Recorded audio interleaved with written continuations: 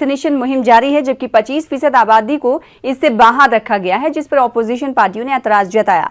बहरहाल गांव-गांव टीकाकारी मुहिम जारी है। कई मकामात पर सरकार टीका लगवाने पर पैसे और चावल बांट रही है ताकि अवाम में टीका की हिचकिचाहट को दूर कर दिया जा सके। कोरोना और लॉकडाउन में मईशत को झटका तो लगा ही है, लेकिन अनलॉक ने उम्मीद की किरणें फिर से बिखेरी हैं। लेकिन महंगाई ने आम आदमी का जीना दूभर कर दिया है, जिसको लेकर अपोजिशन पार्टियां सरापा एहतजाज हैं। मगरबी बंगाल के इलेक्शन के बाद पेट्रोल और डीजल की बढ़ती कीमतों की रफ्तार थमने का नाम नहीं ले रही है। पेट्रोल और डीजल की कीमतें सेंचुरी मार चुकी हैं। इस हवाले से जब पेट्रोलियम मिनिस्टर धर्मेंद्र प्रधान से सवाल किया गया तो उन्होंने तेल की कीमत में इजाफे पर वैक्सीन का खर्च गिनवाया। साथ ही उन्होंने फलाही स्कीमों का जिक्र किया।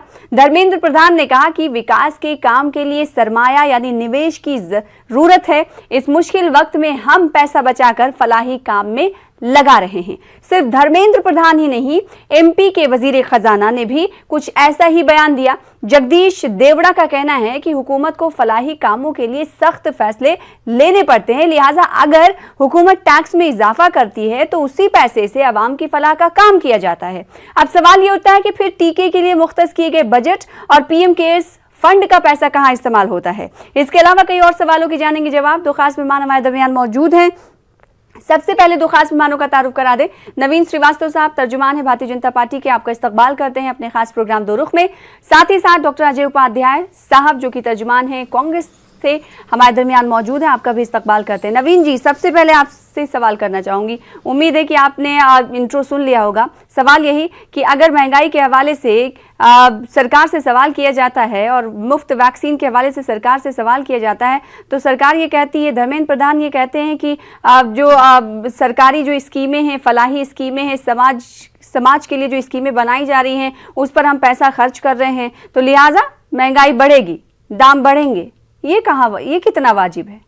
देखिए, निश्चित रूप से अगर सरकारें लोक कल्याणकारी हैं, सरकार जनता के हितों के लिए काम करना चाहती है तो उसके लिए उसको राजस्व की आवश्यकता होती है। कोरोना संक्रमण काल में आप देखिए जिस प्रकार से हमारे औद्योगिक जो हमारी गतिविधियां थी एक तरफ से ठप पड़ गई थी, हमारी अर्थव्यवस्था एक तरफ से ठप पड़ गई थी, तो राजस्व के जो हमारी वसूली होती थी और उद्योगों से होती थी, इनकम टैक्स से होती थी, उसमें कहीं ना कहीं एक बड़ी मात्रा में गिरावट आई है। लेकिन सरकार को कोरोना के कारण जो अनपेक्षित बोझ पड़ा है, जो कभी उम्मीद नहीं थी, चाहे स्वास्थ्य सुविधाओं को बढ़ाना हो, चाहे वैक्सीनेशन करना हो, उसके लिए पैसे की तो आवश्यकता होगी। रही बात पेट्रोल डीजल के दामों की बात है, तो पेट्रोल डीजल के दामों पर जो लोग हमें सलाह दे रहे हैं, आवश्यकता होगी तो क्या लोगों पर बोझ बढ़ाया जाएगा? तो फिर तो लोगों के लिए तो ये और परेशानियां बढ़ेंगी। नहीं, मैं वही कहना चाहता हूँ, नहीं बोझ नहीं, मैं क्या कहना चाहता हूँ, देखिए जो पेट्रोल के दामों में इतना इजाफा हुआ है उसमें निश्चित रूप से टैक्स की ज्यादा जो उसमें है वो टैक्स का हिस्सा है। टैक्स राज्य सरकारें भी लेती हैं, केंद्र सरकार भी लेती है, लेकिन जो लोग हमें नसीहत दे रहे हैं, जहां उनकी सरकारें हैं, क्या उन्होंने 1 रुपए भी टैक्स में कहीं कमी की?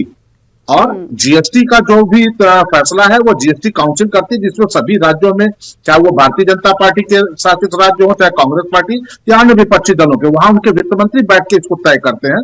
यह आपदा काल है, हमको सबको पहले यह समझना पड़ेगा कि यह आपदा ऐसी है जो 100-125 साल में पहली बार आई भारत में जो है, तो आपदा से जूझने में कुछ तो हमें परेशानियां निश्चित रूप से उठानी पड़ेंगी।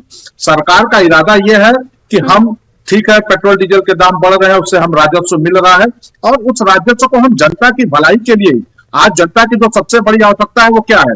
एक तो रोजगार ठप है, 80 करोड़ लोगों को कोरोना के पहले संक्रमण के दौरान 8 महीने तक निःशुल्क राशन देने का काम किया गया। इस बार भी दीपावली इसका मतलब 80 करोड़ लोग, सरकार ये मान रही है कि गरीब है जिन्हें मुफ्त में राशन आप ये भी बताते हुए चले ना कि 80 करोड़ लोगों को नवंबर तक राशन 8 महीने तक पहुंचाया जाएगा, तो क्या सरकार की नजर में ये तमाम लोग गरीब हैं? नहीं, देखिए सिर्फ गरीब नहीं है, ऐसे लोगों की एक बहुत बड़ी संख्या है जो छोटे मोटे रोजगार करते थे, जो छोटी मोटी नौकरियां करते थे, लेकिन औद्योगिक गतिविधियां, आर्थिक गतिविधियां ठप होने के कारण उनके पास रोजगार नहीं रहा उनके साथ दिक्कतें हुई, कल कारखाने बंद थे। ऐसे सारे लोगों के लिए सरकार ने यह व्यवस्था की है। और एक रोजगार के हवाले से सरकार के पास आंकड़ा है कि कोरोना पैंडेमिक में कितने लोगों ने रोजगार डेटा है क्या आपके पास? भारतीय जनता पार्टी के पास डेटा है? क्योंकि हमेशा ये कहा जाता है कि हर लिहाज से डेटा मांगने की कोशिश की जाती है, आप तो कोई डेटा नहीं देते, आप तो जबानी बात करते हैं कि इतनी नौकरियां गई। नहीं, बिल्कुल देखिए, बिल्कुल डेटा ही हमारे पास है। डेटा लगातार कलेक्ट किया जा रहा है और इस बात को ठीक है, कई सालों से कलेक्ट किया जा रहा है। डॉक्टर अजय उपाध्याय साहब, नवीन साहब की बात आपने सुनी, ये सवाल भी वाजिब है कि अगर आप लोग ये सवाल उठा रहे हैं कि अलग से बोझ आवाम पर पड़ रहा है, पेट्रोल और डीजल की चीजें महंगी, पहले तो आप उस का रिएक्शन दीजिएगा जो धर्मेंद्र प्रधान ने बात कही है। साथ ही नवीन श्रीवास्तव साहब ने सवाल किया कि वो रियासतें खुद अपने गिरेबान में झागे, फिर उसके बाद नसीहतें दे जहां पर वो खुद टैक्स वसूल कर जनता पर बोझ बढ़ा रही हैं। धर्मेंद्र प्रधान जी का जो स्टेटमेंट है एकदम तर्कहीन है, तथ्यहीन है और संवेदनहीन भी है। एक सरकार का इस तरह का मुखिया और सरकार के मंत्री इस तरह से बात करेंगे तो दुखद है। देश की जनता वैसे भी परेशान है। कोरोना के काल में उनकी नौकरी चली गई। सरकार के नुमाइंदे कह रहे हैं कि सरकार की अर्जन, सरकार की जो इनकम थी वो कम हुई है। तो क्या आम जनता की इनकम नहीं बढ़ी? और आप चाहते हैं कि इस तरह से लोगों को जो है कहीं ना कहीं उस पर भार उल्टा महंगाई का डाल करके और उसको और परेशान करें, तो ऐसे कैसे चलेगा? आप कहीं ना कहीं पूरे देश के आम जनमानस की भावना के विपरीत लोगों के जान माल की सुरक्षा नहीं चाहते हैं। टीकाकरण के कारण उस पर भी आप कई प्रतिबंध लगा दिए, कई तरह की चीजें उस पर पैदा कर दिए हैं। एक प्राइवेट और एक पब्लिक सेक्टर का काम अलग अलग कर दिए। प्राइवेट सेक्टर में लोग जाकर के अपनी जो है पैसे खर्च करें। एक परिवार को कम से कम 15,000 रुपए खर्च करने होंगे यदि 6 मेंबर उसमें होंगे तो। जहां तक बात बजट की थी, बजट में 35,000 करोड़ रुपए का जो प्रावधान था उसका कोई अभी तक हिसाब नहीं है। ये लोग तो हिसाब मांग लीजिए तो लगता है कि ये हिसाब नहीं, इनके घर का हिसाब हमने मांग लिया। अरे भैया, देश का हिसाब है, राज्य सरकार देश की है, देश की सरकार से हमारा ये ड्यूटी बनता है इसलिए कि हम विपक्ष में है। साथ में हमारा ये भी कर्तव्य है कि जनता के टैक्स के पैसे को आप कहां लुटा रहे हैं, कहां फिजूल खर्ची कर रहे हैं और कहां फलाही स्कीम कह रहे हैं ना, लोग जन कल्याण स्कीम चला रहे हैं, जनता पर टैक्स बढ़ाकर 5 किलो चावल और 1 किलो दाल दे करके 5 किलो पूरे अनाज है, 5 किलो 4 किलो आटा और 1 किलो जो भी दे रहे हैं, क्या इससे लोगों की जिंदगी चली जाएगी? 97% लोगों की इनकम कम हो गई है। महंगाई के कारण लोग त्रस्त है। आज खुदरा ठीक है, महंगाई के कारण लोग त्रस्त है, लेकिन वही जिस भाजपा से आप सवाल कर रहे हैं वही भाजपा आपसे पलटवार करते हुए सवाल कर देती है कि ठीक है, आपको बहुत महंगा लग रहा है तो अपनी अपनी रियासतों में आप एक्साइज ड्यूटी कम लीजिए, नहीं लीजिए, फिर क्यों ले रहे हैं? श्रीगंगानगर कहाँ पर आता है? राजस्थान में ही आता है ना। यही भाजपा का दोहरा चरित्र है। हमारे समय 2014 में 9.9 रुपए 20 पैसे हम एक्साइज ड्यूटी लेते थे प्रति लीटर डीजल पेट्रोल पर, और ये जो ले रहे हैं 33 रुपए के तकरीबन ले रहे हैं प्रति लीटर डीजल पेट्रोल पर।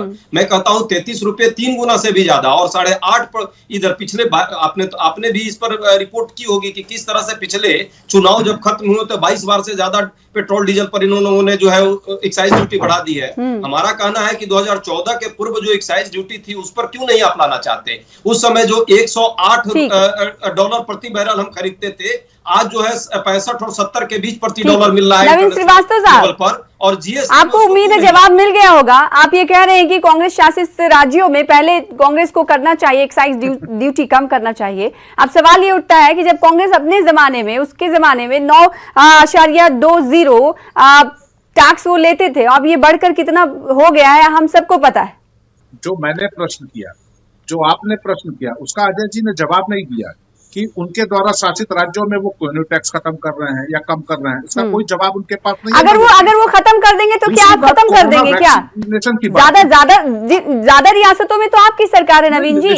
अगर कांग्रेस ऐसा कर देती है तो क्या भाजपा ऐसा करेगी? नहीं, हमने रियासतों को देने से पहले केंद्र टैक्स लेता है। हमारी क्या नीति है वह बात सुन लीजिए।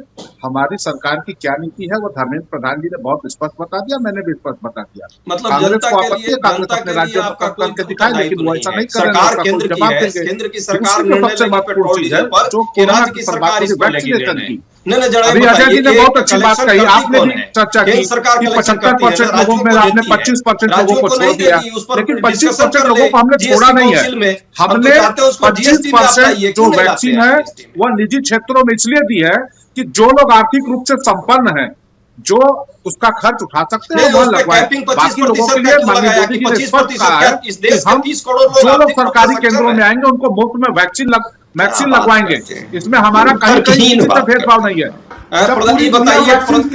नवीन साहब, 100 बातों की एक बात, एक सेकेंड अजय जी, डीजल और पेट्रोल, नवीन तो आप जो है 100 बातों की एक बात, क्या टीके के लिए महंगा हो रहा है पेट्रोल और डीजल? नंगा हो जाते थे, कई ऐसे दृश्य है। टीका देने के लिए महंगा हो रहा है पेट्रोल और डीजल? काम कर रहे हैं। अरे शर्म तो आपके नेता आज तक वैक्सीन लगवाए नहीं। आप वैक्सीन के ऊपर संदेह पैदा करेंगे। वैक्सीनेशन का काम जब पूरे देश में जोर शोर से चल रहा है, तब आपके नेता बयान देके कहते हैं आप लोग कॉन्फ्रेंस करके काम का सीधा मिला हुआ है। आप लोगों को धार्मिक आधार पर भड़काना चाहते हैं। आंगन टेढ़ा, आपके नेता और आप लोग खुद इतने कंफ्यूज सत्ता से बाहर होने के बाद कि आप लोग को पता ही नहीं कि क्या करना है। आपके राज्यों के मुख्यमंत्री कहते हैं कि साहब हमको अधिकार दिया जाए राज्यों को, और आपकी राष्ट्रीय अध्यक्षा कहती है कि सारी चीजों पर ऐसे कर लिया जाए। आप लोग खुद नहीं कंफर्म है कि आपको क्या करना है। और मैं एक प्रश्न पूछना चाहता हूँ कि श्रीमती सोनिया गांधी, नवीन जी और अजय साहब, एक सेकंड, आप लोग ऐसे ही इल्जामात और जवाबी इल्जामात का सिलसिला जारी रखेंगे और वैसे ही वक्त चला जाता। नवीन जी ये बताइए, अगर जनता पर टैक्स का बोझ देना था और उस टैक्स के बोझ से सरकार को फलाही काम, जन कल्याण काम जिसे हिंदी में कहा जाता है, करना था, तो फिर जो बजट मुख्तस किया गया था उस बजट की क्या जरूरत थी? और फिर जो पीएम केयर्स फंड का पैसा था वो सब पैसा कहाँ है? देखिए, भारतीय जनता पार्टी केंद्र सरकार का जो भी पैसा है, जो भी पीएम केयर फंड का है, राज्यों में उससे हमने वेंटिलेटर, सारी स्वास्थ्य सुविधाएं हैं, लेकिन क्या इसका कोई जवाब देगा कि पंजाब वेंटिलेटर कूड़ेदान में सर, पंजाब हम बाद में जाएंगे, पहले ये बताइए ना, पहले ये बताइए, जनता जानना चाहती है सर। नवीन जी, पंजाब हम बाद में जाएंगे, पंजाब और उनसे पूछेंगे सवाल। आप बिल्कुल हम बता रहे हैं, पहले बताइए ना कि क्या जी हाँ, लोक कल्याण स्कीमों के लिए क्या जनता पर बोझ डाला जाएगा? फिर मुफ्त वैक्सीन के हवाले से क्या है, फिर क्या माना जाए, क्या देंगे आप मैसेज लोगों को? ये बताइए कि सरकार के पास राजस्व कहाँ से आएगा? सरकार से राजस्व कहाँ से आएगा? और उसी राजस्व से सरकार ने जहां कोरोना से लड़ाई लड़ने के लिए देश भर में हमने बेडों की संख्या बढ़ाई, देश भर में हमने वेंटिलेटर की संख्या बढ़ाई, देश भर में हम मुफ्त में वैक्सीन लगवाने का काम कर रहे हैं। पैसे थे वो पीएम केयर फंड और जो बजट का था वो सब खत्म हो गया ना। औद्योगिक उत्पादन कम है, उससे तो हमको राजस्व मिलता था। आपको जानकारी है कि भारत को जो राजस्व मिलता था विदेशों से निर्यात में, उससे 45% कमी हुई है। औद्योगिक उत्पादन से जो हमको राजस्व मिलता है उसमें 53% कमी हुई है। आखिर इन कमियों को पूरा करने की कहीं न कहीं से हमको आवश्यकता के अनुसार राजस्व तो लाना पड़ेगा ना। और बातचीत घूम फिर उसी पे आ जा रही है। हमारे को धर्मेंद्र प्रधान जी ने चाहे, मैं अपना स्टैंड साफ बता रहे हैं, लोक कल्याण के लिए हम ऐसा कर रहे हैं, लेकिन जो लोग आरोप लगा रहे हैं वो क्या कर रहे हैं? ठीक है, अजय उपाध्याय जी, ठीक है, अजय साहब, नवीन साहब का ये कहना है कि जन कल्याण स्कीमों के लिए, फलाही स्कीमों के लिए ऐसा सरकार कर रही है और सरकार करना चाह रही है। आप क्या कर रहे हैं अपनी अपनी रियासतों में?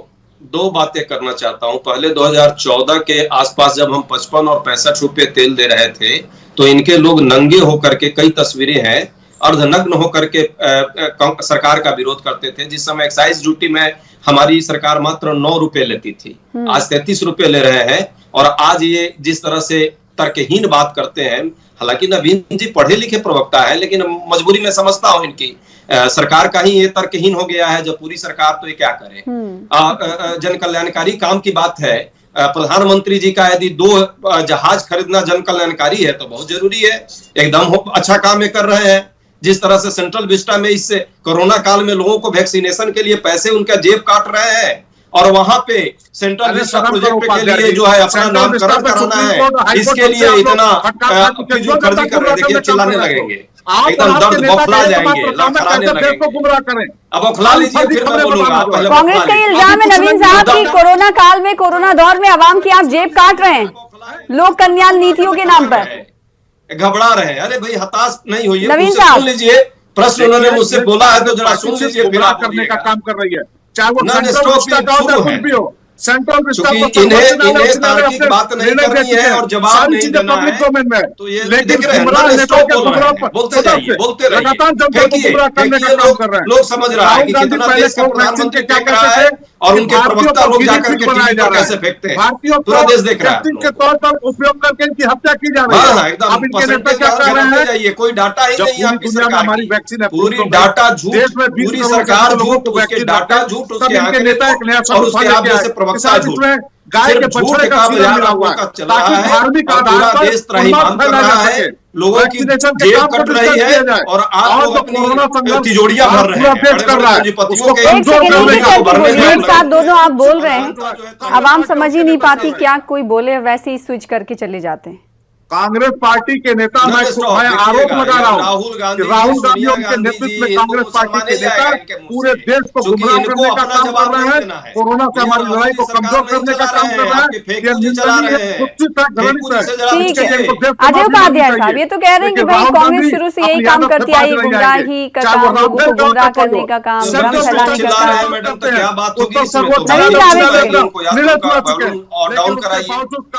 नवीन साहब आपके पास लौटूंगी, ऐसे क्या बात होगी, ऐसे कोई तार्किक बात होती है? इस तरह नॉन स्टॉप चिल्लाएंगे आकर चैनल पर और जो तार्किक बात है वो करेंगे नहीं, प्रश्न का उत्तर देंगे नहीं, सुन लीजिए फिर चिल्लाना शुरू। आप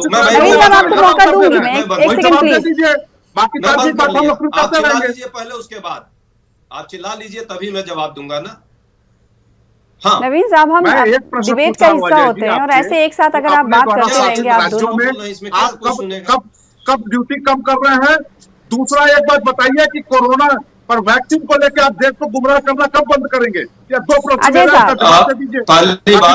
ठीक है अजय साहब जवाब जी, आपके दोनों प्रश्नों का जवाब दूंगा यदि ईमानदारी से सुनेंगे तब, बौखलाएंगे नहीं। आप बहुत बौखला जा रहा है आजकल भाजपा का प्रवक्ता। पहली जवाब है कि राज्यों में, नवीन साहब एक सेकंड सुनिए ना, फिर राज्यों की जहां तक बात है, राज्यों 1/3 ले रहा है एक्साइज अपनी ड्यूटी टैक्स ले रहा है। केंद्र सरकार जो शेष ले रही है उस शेष पर राज्यों को नहीं मिलता है। तो आपको पता है कि ये भी नहीं पता है, नहीं पता हो तो इसको पढ़िएगा। और अब जब से जितनी भी पेट्रोल डीजल की दाम बढ़ी है पिछले 6 महीने से ज्यादा समय से, उसमें शेष ड्यूटी सेंट्रल गवर्नमेंट शेष के नाम पे ले रही है, ड्यूटी बढ़ाती है ताकि राज्य को उसका लाभ न मिले। तो पहले तो राज्य पर यह आरोप लगाना बंद कर दे। और राज्य का मतलब मैं भाजपा के 18 राज्यों की भी बात कर रहा हूं, आपके भी राज्य का मैं पक्षधर हूं कि उनके साथ भी अन्याय न करें आप, उनके साथ भी अन्याय कर रहे हैं शब्द बोलकर। दूसरी बात कोरोना की बात है।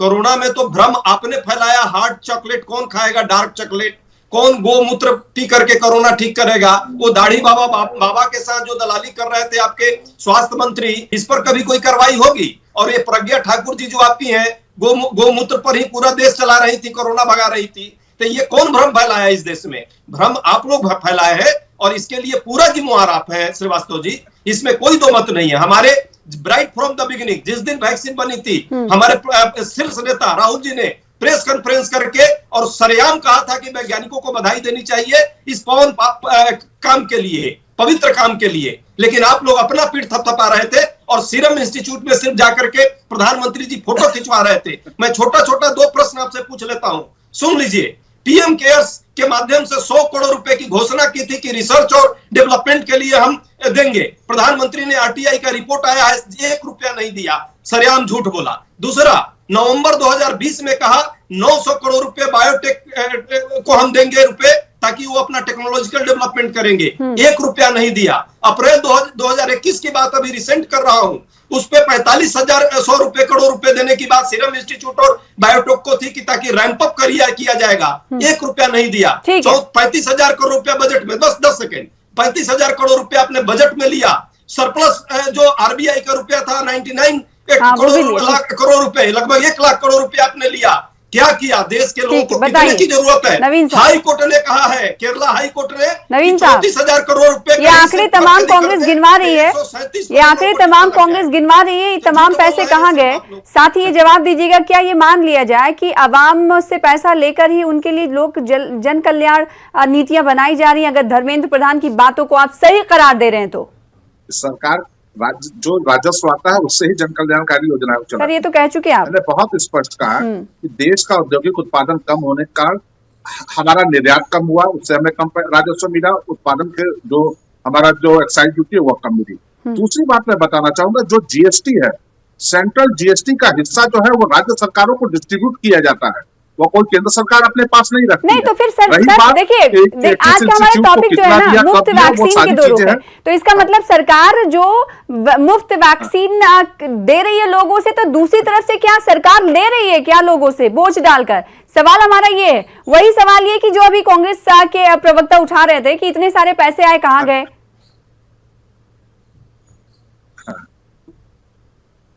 इतने सारे पैसे आए, वो जो कांग्रेस के प्रवक्ता आरटीआई के बहुत मास्टर ने बहुत सारे आरटीआई का उन्होंने उल्लेख किया, वो आरटीआई से मिल जाएगा। आरटीआई से नहीं, अगर उनको मिल रहा है तो कोर्ट से भी ले सकते हैं, सेंट्रल सिस्टम को कोर्ट में जा सकते हैं, दूसरे जा सकते हैं। वो सारी चीजें पब्लिक डोमेन है कि जहां 70 साल इनकी सरकार रही, मैं बहुत स्पष्ट बता दूं, देश में सिर्फ पूना में एक लेबोरेटरी थी जो इस प्रकार के वायरस का टेस्ट कर सकती थी। आज पूरे देश में 600 से अधिक ऐसी लैब बनी है जहां ये टेस्ट हो सकता है, उसके विषय में नहीं बोलेंगे। आखिर एक लैब से 622 लैब बनाने में पैसे खर्च हुए कि नहीं हुए? देश में लाखों बेड की व्यवस्था की गई, लाखों वेंटिलेटर की व्यवस्था की गई, वो आखिर कहां से आएगा पैसा? सरकार कोई अपने सरकार का अपना कोई तो होता नहीं है, जो राजस्व से आता है उसको सरकार खर्च करती है, वो सारी चीजें पब्लिक डोमेन में है।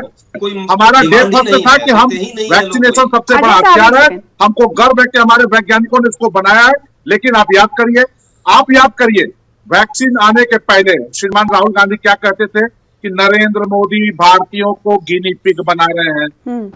नवीन साहब, ये बात पच ही नहीं पा रही है लोगों को कि सरकार का कोई नुमाइंदा ये कहे कि सरकार इसलिए टैक्स बढ़ा रही है, आवाम से टैक्स इसलिए ले रही ताकि उनके लिए जो काम किए जा रहे हैं, तो सरकार के पास और कुछ है ही नहीं। मतलब अगर लोगों के लिए काम करना है सरकार को, उनके लिए जन लोक कल्याण योजनाएं बनानी है, तो क्या उन पे बोझ डालना पड़ेगा? सना जी, आप याद करें, मैं बार-बार यही सवाल कर रही हूँ, बार-बार इस सवाल का जवाब मुझे मिल नहीं रहा है। आलोक उपाध्याय साहब, क्या आपके दौरे हुकूमत में भी ऐसा होता था कि अगर आप लोगों को कुछ करना होता था, कुछ स्कीमात को लागू करना होता था, तो वो टैक्स के जरिए आप उसको लेते थे, आवाम पर बोझ बढ़ाकर, मुश्किल दौर में भी? बहुत देर तक उन्होंने बोला है। मुझे मेरी एक बात सुनिए सना जी, मैं आऊंगी आपके पास नवीन जी, एक सेकंड। हाँ, अजय उपाध्याय साहब, तत्कालीन आपके दौरे हुकूमत में भी क्या ऐसा ही होता था? देखिए ये ऐसा, मैं आऊंगी नवीन जी, आऊंगी मैं आपके पास। इनसे पूछना चाहता हूं, 2000 से 2005 तक इनकी वाजपेयी जी की सरकार भाजपा की ही थी, छोड़िए कांग्रेस की सरकार को तो रिकॉग्नाइज ही नहीं करते। क्या उस समय भी इसी तरह के टैक्स और इसी तरह की परिस्थितियां थी? नहीं थी। क्या ये जन कल्याणकारी योजना, इसका मतलब उस समय नहीं चलती थी? चलती थी। मैं तो कांग्रेस की बात ही छोड़ रहा हूं, पूछ रही हूँ ना, जनता ये जानना चाहती है कि फिर कैसे सरकारें चलती थी, कि अगर जन लोक कल्याण योजनाएं चलानी है तो क्या दूसरी तरफ से लेना होगा? नहीं, उसके लिए देखिए टैक्स का प्रावधान जरूर है, लेकिन टैक्स की भी एक रैशनलाइजेशन है, तार्किक ढंग से उसका कोई आधार होना चाहिए। थोड़ा कि आप 100 रुपये पेट्रोल डीजल बेचिएगा, लोग खर्ची कर रहे हैं और देश के आम जनता का जेब लूटने का काम कर रहे हैं, और उसके कारण जो लोग है त्राहिमाम कर रहा है। दूसरी तरफ नवीन जी, त्राहिमाम 10 सेकेंड और मुफ्त की बात करते हैं, कहाँ मुफ्त दे रहे हैं? कितने लोगों को टीका मुफ्त दे रहे हैं? 25% लोग तो क्या अपराध किया है? मुफ्त के नाम पे लूट हो रही है, कांग्रेस का इल्जाम है मुफ्त के नाम पर लूट हो रही है। नवीन साहब, सरकारें क्या कर रही है? आपकी जो सरकार है वो लूट के कहां पैसा ले जा रही है? फिर राज्य सरकार, अरे भैया आपकी भी राज्य सरकार है जो आपकी से पूछ लीजिए, वो भी वही कर रही है। कहां ले जा रहे हैं आप? वो भी वही जो देखिए, कांग्रेस की राज्य सरकार और विपक्ष की राज्य सरकार करती है। केंद्र सरकार से प्रश्न हो रहा है, कोरोना का जो प्रॉब्लम है वो केंद्र सरकार, राज्य सरकार को कल्याणकारी कार्य इस देश में आई है। चुनाव 80 करोड़ मोदी जी ने और आपने और आप लोगों ने लापरवाही बरती, आप लोगों ने जो है झूठे प्रचार किए और अपनी पीठ शुरुआत से लेकर आखिरी तक तकरार ही जारी रही। मुफ्त वैक्सीन के हवाले से जो एक बयान दिया है धर्मेंद्र प्रधान ने, साथ ही साथ मध्य प्रदेश के वजीर खजाना ने, उसका सवाल हम ढूंढने की कोशिश कर रहे थे। नाज़रीन, हम जानते हैं कि आपने इस पूरे डिबेट को देखा और आप इससे अंदाजा लगा सकते हैं कि आप अपना मत और अपना स्टैंड किस तरह से लेते हुए दिखाई दे रहे हैं, और इस वक्त जो सरकार का फैसला है वो आपको किस जाविये से लेता हुआ दिखाई दे रहा है। बेहद शुक्रिया अदा करना चाहेंगे दो खास मेहमानों का हमारे साथ जुड़ने के लिए, अपना अपना मौक़िफ़ रखने के लिए। फिलहाल